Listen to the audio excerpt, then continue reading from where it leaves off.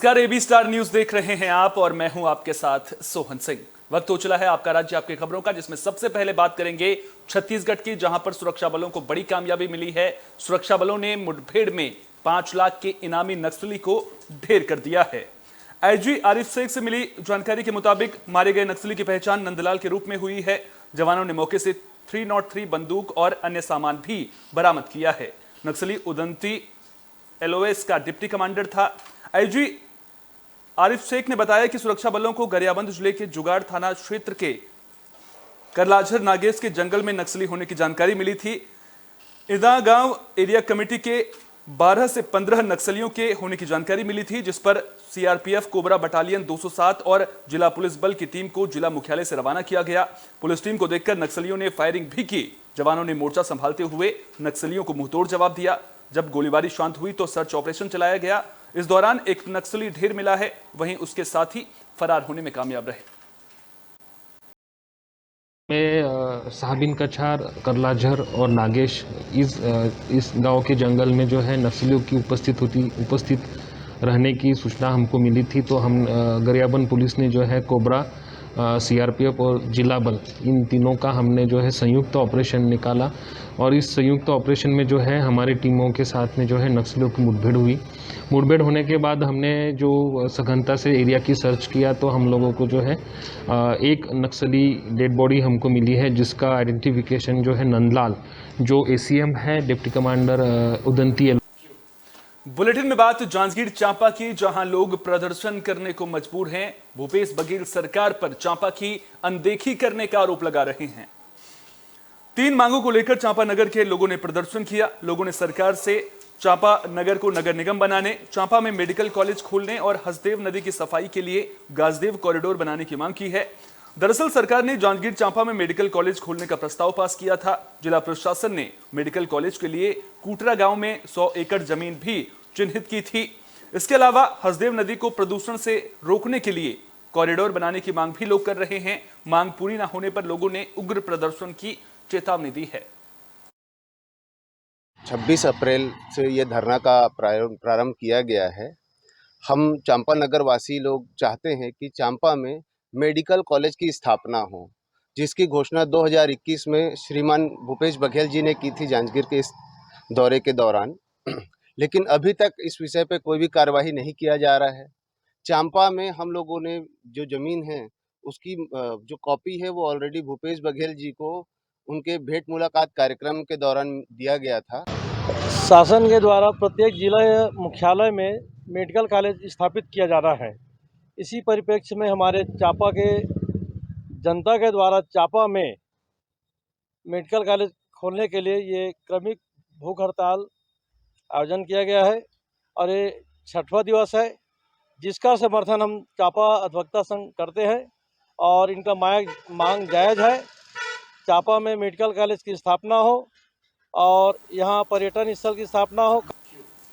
Private स्कूलों की मनमानी थमने का नाम नहीं ले रही है। हरियाणा के मुख्यमंत्री मनोहर लाल को जब इस मामले से जुड़ी शिकायत मिली तो उन्होंने शिक्षा विभाग को एक पॉलिसी बनाने के निर्देश दिए ताकि प्राइवेट स्कूलों की मनमानी से निजात मिल सके। दरअसल हरियाणा के ज्यादातर प्राइवेट स्कूलों से अभिभावकों से एनुअल चार्ज, किताबों और ड्रेस के नाम पर मनमाफिक पैसे वसूले जाने का मामला सामने आया था। अभिभावकों का कहना है कि सरकारी स्कूलों में पढ़ाई की गुणवत्ता सही नहीं है, जिसकी वजह से वे बच्चों को प्राइवेट स्कूल में भेजने को मजबूर हैं, लेकिन वहां पढ़ाई के नाम पर मोटी रकम वसूली जा रही है। उम्मीद की जा रही है कि शिक्षा विभाग की पॉलिसी बनने के बाद प्राइवेट स्कूलों की मनमानी पर अंकुश लग सकेगा।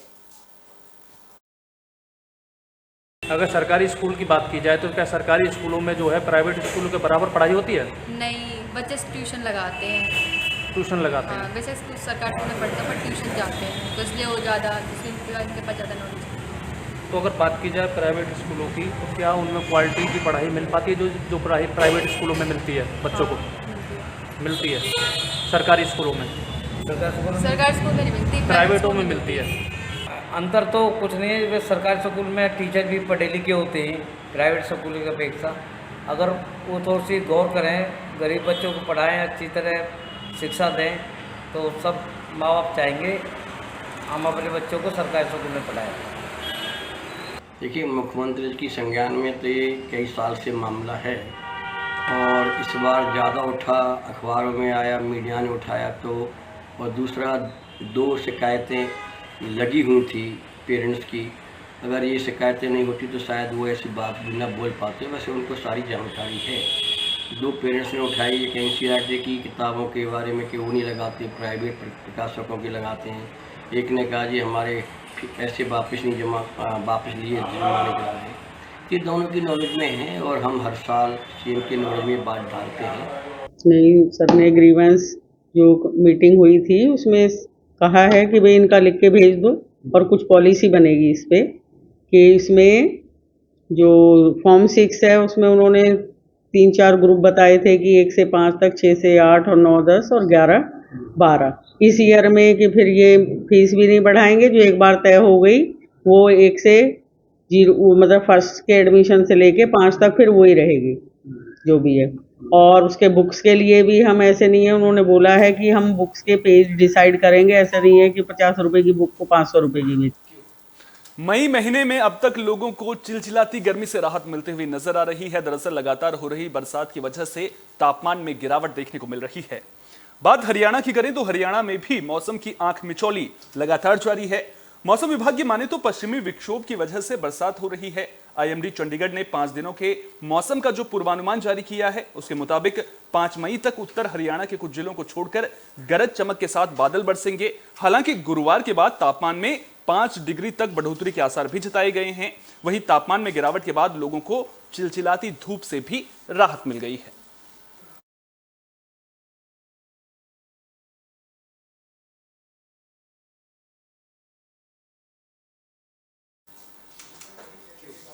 जहां एक और बरसात की वजह से लोगों को चिलचिलाती गर्मी से राहत मिल गई है, वहीं दूसरी ओर किसानों के लिए यह बरसात किसी अभिशाप से कम नहीं है।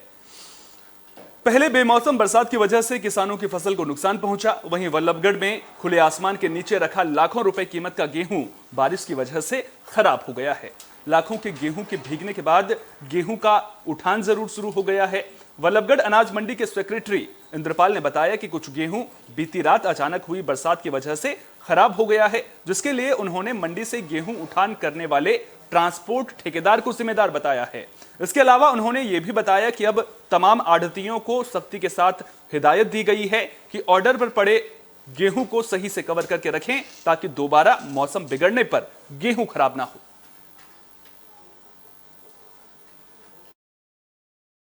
देखिए, जैसे कल अचानक बारिश आ गई थी तो कुछ जो हमारा थोड़ा सा गेहूं बाहर रखा हुआ था तो वो थोड़ा भीग गया है। और अभी हमने इनको दिशा निर्देश कल भी दिए थे और पहले भी हम देते रहे हैं कि जब भी बारिश के आसार होते हैं तो हमने ग्रुप बना रखा और उस पर डाल देते हैं कि जो भी आपकी कृषि उपज है उसको ढक के रखें। तो कल जैसे बारिश से पहले थोड़ी आंधी आई थी, हवा चली थी तेज़, उसकी वजह से जो इन्होंने अपने तिरपाल वगैरह लगा रखे थे एक आध के तो वो उड़ गए थे। लेकिन अब फिर हमने इनसे कहा है कि अपने तिरपालों को बांध कर रखें। और जैसे कि अभी भी थोड़ा सा बारिश का मौसम सा बना हुआ है तो हमने अभी से ही मंडी में पूरी सूचना दे दी है और अपने कर्मचारी को भेज दिया है कि सभी की जो कृषि उपज है वो ढकवाई जाए। बुलेटिन में बात रेवाड़ी की, जहां स्कूली बच्चों के लिए बस सेवा की शुरुआत कर दी गई है। आपको बता दें कि बस सेवा को कोसली के विधायक लक्ष्मण सिंह यादव ने हरी झंडी दिखाकर रवाना किया। इस मौके पर विधायक लक्ष्मण सिंह यादव ने कहा कि ऐसा पहली बार होगा जब शहर से बच्चे गांव के सरकारी स्कूल में पढ़ने के लिए जा रहे हैं, क्योंकि सरकारी स्कूलों के लिए पीएम श्री मॉडल संस्कृत विद्यालय और प्ले स्कूल शुरू कर सरकार शिक्षा को बढ़ावा दे रही है। आपको बता दें कि बच्चों के लिए एक बस का संचालन पहले से किया जा रहा था, लेकिन बच्चों की बढ़ती संख्या को देखते हुए एक और बस का संचालन शुरू कर दिया गया है। बस सेवा शुरू होने से बच्चे, ग्रामीण, सरपंच और शिक्षक सभी खुश नजर आ रहे हैं। बता दें कि रेवाड़ी जिले के गांव बोडिया कमालपुर स्थित राजकीय मॉडल संस्कृत वरिष्ठ माध्यमिक विद्यालय सरकारी स्कूलों की टॉप लिस्ट में शामिल है। रेवाड़ी शहर से बेरली रोड स्थित करीबन 10 किलोमीटर दूर इस स्कूल में बच्चों को आने जाने में कोई परेशानी ना हो, इसके लिए अब एक और बस की सेवा शुरू कर दी गई है। अनुज गौतम शास्त्री, बोडिया कमालपुर से। आज बहुत प्रसन्नता का विषय है कि गवर्नमेंट की तरफ से राजकीय जो अपना ये बस अड्डा है जिला रेवाड़ी का, यहाँ से बोडिया कमालपुर तक विद्यार्थियों के लिए स्पेशल गवर्नमेंट की बस चलाई गई है। और मेरा सौभाग्य है कि यहाँ पूजा पाठ के द्वारा विधायक लक्ष्मण जी के करकमलों से और यहाँ के सरपंच और ग्राम पंचायतों के माध्यम से और प्रिंसिपल साहब के अनन्य आशीर्वाद से ये कार्य शुभारंभ हो रहा है। सबसे प्रसन्नता का विषय ये है कि शहर से गांव की तरफ छात्रों का जो है गमन हो रहा है। ये एक गांव के स्कूल की विशेषता समझिए, अध्यापकों का अच्छा प्रयास समझिए। धन्यवाद देना चाहूँगा समस्त अध्यापक वर्ग को और विधायक जी को, सरपंच साहिबा नेहा जी को कि इन्होंने इस शुभारंभ को आगे लिया। ठीक, धन्यवाद सर। और मैं बोड़े कमालपुर से हूँ और मैं वहाँ की सरपंच हूँ। आज बस शुरू हुई है एक रेवाड़ी से छात्राओं के लिए, तो क्या कहेंगे? देखिए अभी छात्रों की संख्या भी ज़्यादा बढ़ रही है और उन्हें असुविधा भी बहुत ज़्यादा हो रही थी स्कूल में आने में। एक ही बस में बहुत ज़्यादा भीड़ हो जाती थी, लड़कियों भी असुरक्षित महसूस होता था, तो उनके लिए दूसरी बस लागू की है। और अगर अच्छा हुआ तो और ज़्यादा बच्चे बढ़ेंगे आगे और ज़्यादा अच्छी पढ़ाई भी हो रही है स्कूल में, तो और भी अच्छा स्कूल। तो बालिकाओं को एजुकेशन के लिए क्या संदेश देंगे आप? मैं खुद ही एजुकेटेड हूँ खुद भी, और मैं यही कहूँगा। मेरा नाम उर्मिला है, मैं केमिस्ट्री लेक्चरर हूँ गवर्नमेंट मॉडल संस्कृति स्कूल बोड़िया कमालपुर में। और जब से ये बस लगी है रोडवेज, पिछले सेशन से लगी थी एक रोडवेज बस, तो हमारे स्कूल में इतने स्ट्रेंथ भी बढ़ी है और बच्चों की जो सेफ्टी से रिलेटेड पेरेंट्स की जो चिंताएं थी वो भी दूर हुई है। लड़कियां काफ़ी सेफ फील कर रही हैं। अब के सेशन में एडमिशन्स भी बढ़े हैं और हमारे यहाँ विधायक जी और बाकी लोगों के सहयोग से दूसरी बस आज का शुभारंभ हुआ है आज से, तो ये हमारे स्टाफ के लिए। बोड़िया कमालपुर स्कूल के लिए ये दूसरी बस का आज हम शुभारंभ कर रहे हैं। इसमें मैं सभी साथियों का धन्यवाद करूँगा, विशेषकर रोडवेज कर्मचारियों का और गांव के सभी सरपंच साहिबान का और डॉक्टर साहब बलवान का, अमित यादव जी का, क्योंकि ये लगातार इसमें निरंतर लगे रहते हैं। सहयोग तो सबका ही होता है, किसी का ज़्यादा होता है, किसी का कम होता है। इसलिए इस शुभ अवसर पर मैं सबको हार्दिक बधाई और इनका स्वागत करते हुए परमात्मा और इसी तरह से ही सुख सुविधाएं बढ़ाता रहे ताकि इसका सबको फ़ायदा हो सके। और ये बड़ी बात है कि आज शहर से लोग गांव की तरफ पढ़ने जा रहे हैं। रेवाड़ी में सीएम फ्लाइंग की टीम को बड़ी कामयाबी मिली है। आपको बता दें कि सीएम फ्लाइंग की टीम ने एक मेडिकल स्टोर में छापा मारा, जहां अनियमितता मिलने पर मेडिकल स्टोर को सीज कर दिया गया है। तो छापेमारी के दौरान मेडिकल स्टोर पर रोलियावास के रहने वाले सुभाष चंद्र मौजूद थे। जब उनसे मेडिकल स्टोर का लाइसेंस मांगा गया तो लाइसेंस सुमनलता के नाम पर था। इसके अलावा मेडिकल स्टोर में कोई फार्मासिस्ट भी मौजूद नहीं था। निरीक्षण के दौरान मेडिकल स्टोर में गंदगी मिली और बड़ी मात्रा में एक्सपायरी डेट की दवाइयां भी मेडिकल स्टोर में थी, जिसके बाद सीएम फ्लाइंग की टीम ने मेडिकल स्टोर को सील कर दिया है।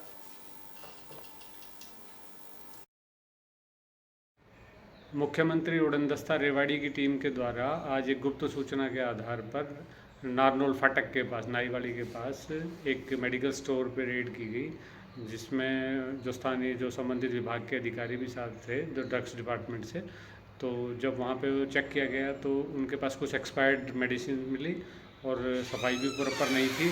और सबसे बड़ी बात ये थी कि उसमें जो फार्मासिस्ट का जो लाइसेंस होता है वो किसी और के नाम से था, उनके नाम से नहीं था। तो इस संबंध में उनके दुकान को ड्रग्स डिपार्टमेंट के द्वारा सील किया गया। आगे नियमानुसार कार्रवाई की जाएगी। सूरजपुर से हादसे की खबर सामने आ रही है। दरअसल मिनी पिकअप वैन और ट्रैक्टर ट्रॉली के बीच में टक्कर हो गई थी। हादसे में 23 लोग घायल हो गए हैं, जिन्हें इलाज के लिए भयाथान के सामुदायिक स्वास्थ्य केंद्र में भर्ती किया गया है। वहीं 3 लोगों को गंभीर हालत के चलते जिला अस्पताल रेफर कर दिया गया है। जानकारी के मुताबिक मिनी पिकअप वैन सवार लोग रजबहर गांव से भोज में शामिल होने के लिए जा रहे थे। तभी भयाथान इलाके में रेहंद नदी के पास पिकअप वैन की ट्रैक्टर ट्रॉली से टक्कर हो गई थी।